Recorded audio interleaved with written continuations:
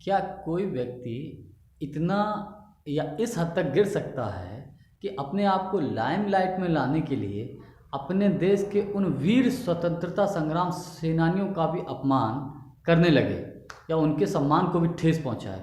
नमस्कार, मैं राहुल कठेरिया और आप देख रहे हैं नेताजी राहुल कठेरिया यूट्यूब चैनल। अपनी बात शुरू करें उससे पहले आपसे निवेदन है, हमारे चैनल को सब्सक्राइब जरूर कर लीजिएगा, घंटी के बटन को दबा दीजिएगा, ऑल पर क्लिक करके और अधिक से अधिक इसको शेयर करिएगा।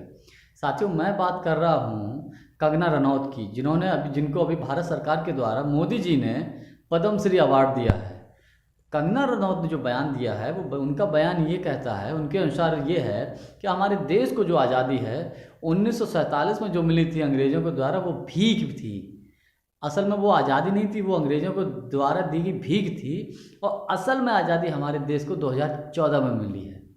साथियों, यहाँ समझने वाली बात यह है, ये मानसिकता आप देखिए, मैं मान सकता हूँ कोई व्यक्ति किसी राजनीतिक दल से जब जुड़ा होता है तो जाहिर सी बात है अपनी एक मर्यादाओं में, राजनीतिक दल की मर्यादाओं में बंधा होता है और दल के पक्ष में प्रचार प्रसार करता है।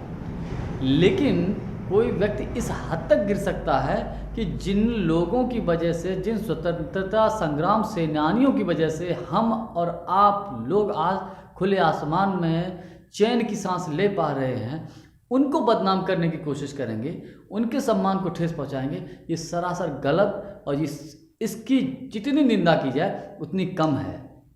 और मेरा मानना यह है कि कंगना रनौत का ये बयान देश के उन सभी स्वतंत्रता संग्राम सेनानियों जिन्होंने इस देश को आज़ाद कराया था, उनके लिए इन्होंने बहुत बड़ा अपमान वाली बात कही है। और मैं एक बात और आपको बताना चाहता हूँ साथियों, ये कंगना रनौत का कोई ऐसा नहीं है कि अपने मन से बोल दिया हो। कहीं ना कहीं इस कंगना रनौत के इस बयान के पीछे वो साजिशें, वो ताकतें हैं जो यकीनन मैं ये बात कह सकता हूँ कि जिन्होंने 1947 देश के आज़ादी के समय, ये कौन लोग इस बात को कह सकते हैं, मैं आपको वो बता रहा हूँ कि जिन्होंने हमारे देश के आज़ादी के वक्त अंग्रेज़ों के लिए दलाली और अंग्रेज़ों के लिए जो जासूसी की थी, उस विचारधारा से जो जुड़े हुए लोग हैं वो यकीनन ऐसी बात कह सकते हैं, मेरा मानना है। लेकिन उन लोगों को भी ऐसा शर्म आएगी ऐसे बयानों से। लेकिन मैं कहीं ना कहीं इस बात से सहमत हूँ कि कोई बड़ी बात नहीं है, लेकिन शर्म आनी चाहिए उन लोगों को कि जिनकी बदौलत, जिनकी वजह से हम लोग खुले आसमान में चैन की सांस ले पा रहे हैं, इस देश में आज़ादी आई है, उनके बयानों को, उनके खिलाफ इतनी गलत और निंदनीय टिप्पणी की है।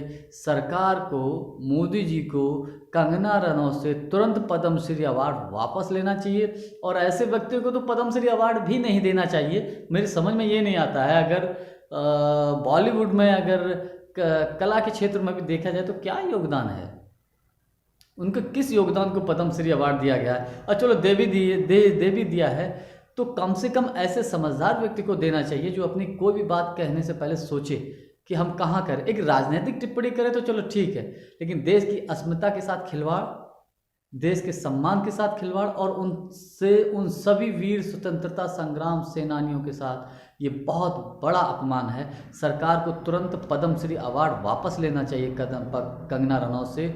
और ऐसा कोई भी व्यक्ति, मेरा ये मानना है हमारे देश का कोई व्यक्ति ऐसा नहीं होगा जो कंगना रनौत के इस बयान के खिलाफ नहीं होगा। खुद भाजपा के तमाम ऐसे नेता हैं जो इस बयान के खिलाफ हैं। धन्यवाद, नमस्कार।